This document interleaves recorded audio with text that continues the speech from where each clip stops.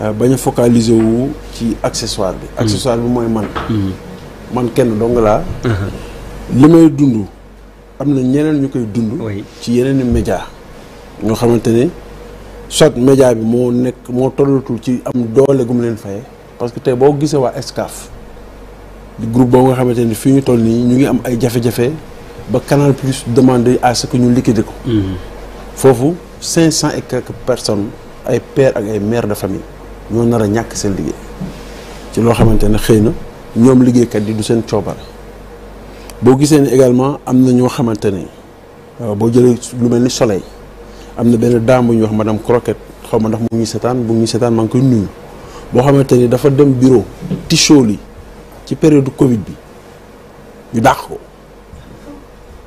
parce que dañ ko forcé ne ko da ngay dem defi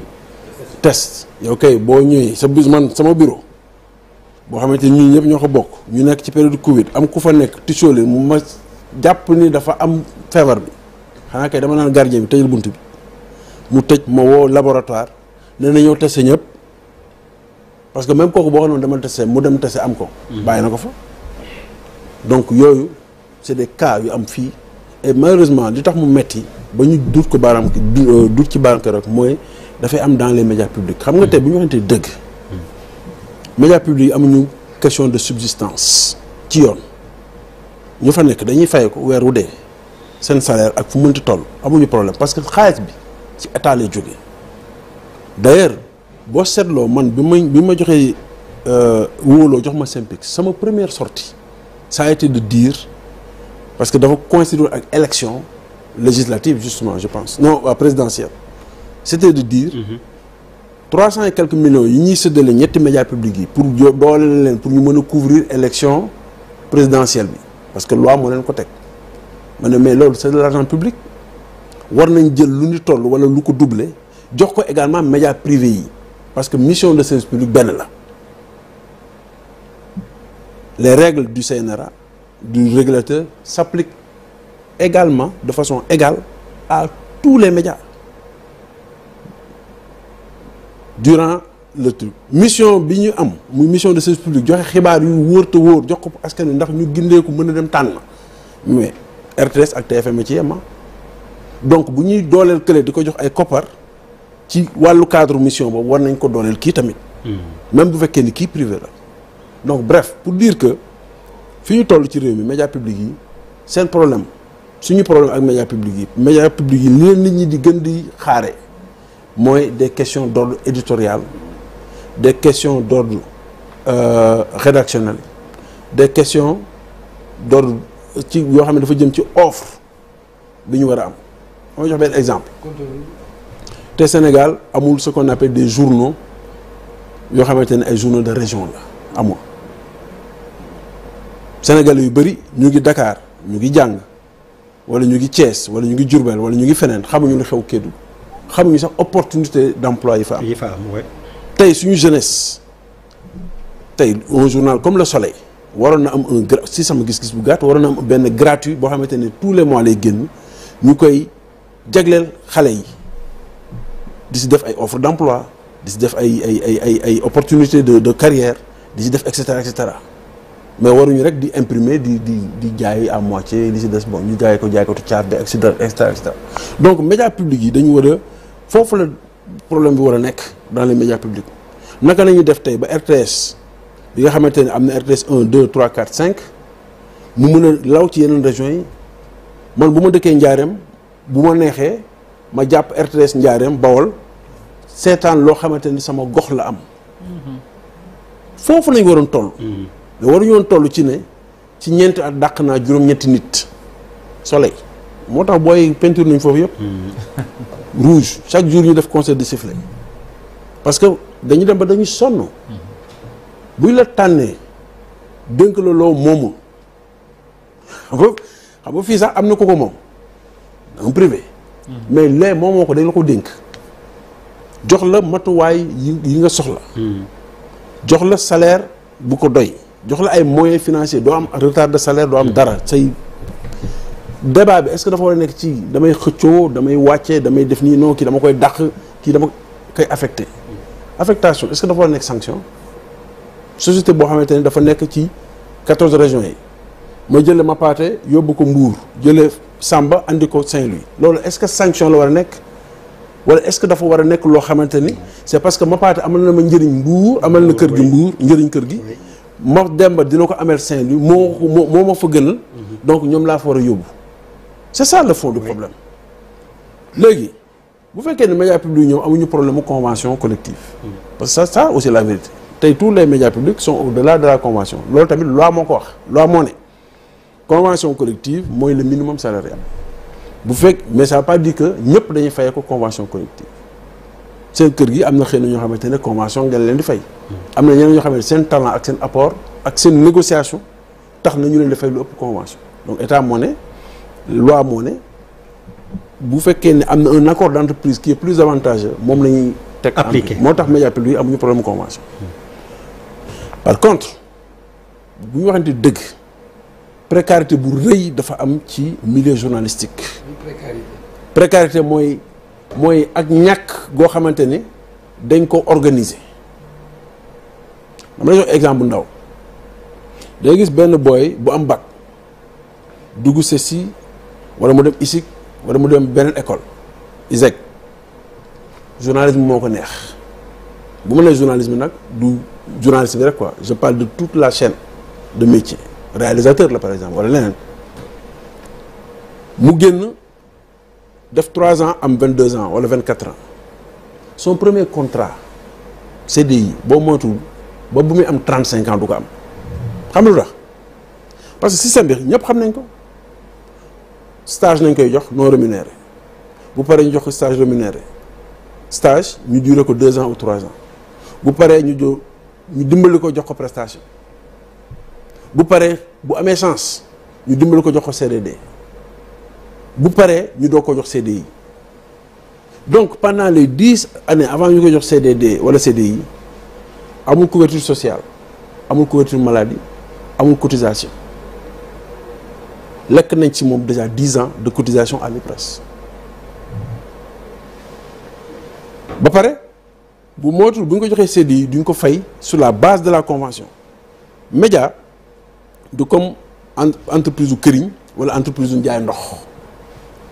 te même entreprise yooyu sax loi dafa encadrer un minimum salarial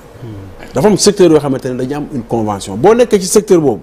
convention bi da nga ko war a respecter maanaam payoor gi minimum bi foofu la war a yem boo ko mënul nga dem defe leneen mais tey suñu rakk yu bëri yi nga xamante ne ñu ngi ci rédaction yi mais am na si man gis naa si sax booy boo xamante ne il était payé moins que le SMIC te pourtant il a un master en communication am na diplôme journaliste ba pare def master en communication loolu mooy li doon wax sànq ci parti politique yi c'est-à-dire Sénégal dañu am un cadre boo ñoo suñu cadre moo gën a baax ci cadre légal moo gën a baax yépp boo jëlee code de la presse linkale ko ak yeneen code yi nga xamante ne ñooy régir secteur u même ba ci secteur u digital bi nga linkale ko ak code du travail mais da ngay defe ne journalistes sénégalais yi ils sont à l'aise boo jëlee code de la presse bi nga lënkale ko ak réalité bi nga xamante ne dañ ne la boo bëggee créer quotidien lii mooy règle bi Sénégal nekkuñu ci système boo xamante ne boo bëggee créer journal da ngay ñaan autorisation déedéet c'est comme les marches rek mais dafa am benn règle y a un minimum dañ ne la 5 di nga am 5 employés au début au minimum yoo xamante ne dañuy am contrat de travail contrat bi da nga ko yóbbu inspection du travail boo paree da ngay def dépôt légal et cetera loolu yëpp pour mën a soxal pour mën a protéger secteur bi la mais est-ce que ñu ngi koy doxal le fond du problème loolu laa wax keroog 1er mai mooy suñu problème mooy on n'a pas un système de contrôle efficace 2 on n'a pas de système de régulation loolu moo andi problème yi nga gis yépp ci média bi loolu moo tax tey da ngay jaay ay sunguf wala ay jaay ay dàll wala ngay jaay leneen ba mu neex la nga toog sa biir néeg créer sa benn affaire tuddee ko entreprise de waxuma ni on ne dit pas que les gens n'ont pas le droit d'avoir leur propre canal d'expression parce que gis nañ fi fii ay tiktokers yoo xamante ne duñu ay journalistes di emmagasiner am na benn tiktoker bu nekk sénégalais la defe naa mais italien la nekk Lam Abi Lam mais il a plus d'audience que toutes les chaînes de l'Italie réunies parce que oui il a 100 millions d'abonnés kooku c'est un gars boo xamante ne voilà dafa profité ci avancée technologique yi fii Sénégal am na ay tiktokers wala ay ce que j'appelle li may woowee les entrepreneurs des réseaux sociaux am na si ñoo xamante ne mais saa waay ils ont plus d'audience que le journal le plus vendu ici. Oui.